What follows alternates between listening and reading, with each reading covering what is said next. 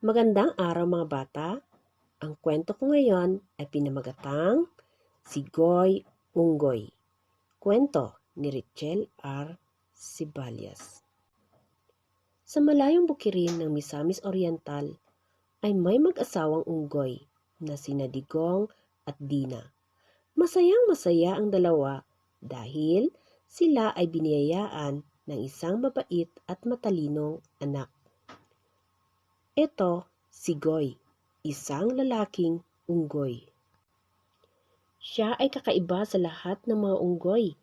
Bukod sa masipag ito ay hinahangaan dahil sa talino niyang taglay. Sa halip na maglaro ay mas pinili ni Goy ang magbasa ng magbasa kahit saan man ito magpunta. Isang araw, niyaya si Goy ng kanyang mga kaibigan. Goy, sama ka sa amin. Pupunta kami kina Aling Marta. Nabalitaan naming marami siyang tanim na saging.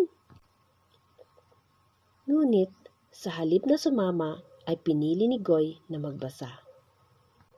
Isang araw, nagulat ang lahat. Anong yan? Anong gagawin natin? Inubos na ni Aling Marta ang pag-ani ng mga saging. Wala na tayong makakain.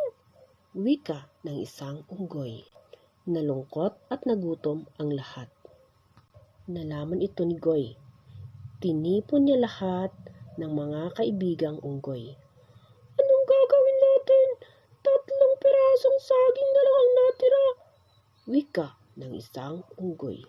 Huwag kayong mag-alala. Malulutas ang problema. Magtatanim tayo ng mga punong saging, sabi ni Goy. Tinuruan ni Goy ang kanyang mga kaibigan sa pagtatanim ng saging na kanyang natutunan sa pagbabasa niya ng aklat.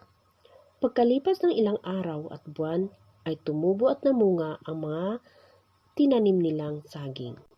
Masayang masaya si Goy dahil nakita niyang hitik na hitik sa bunga ang mga saging na tinanim nila.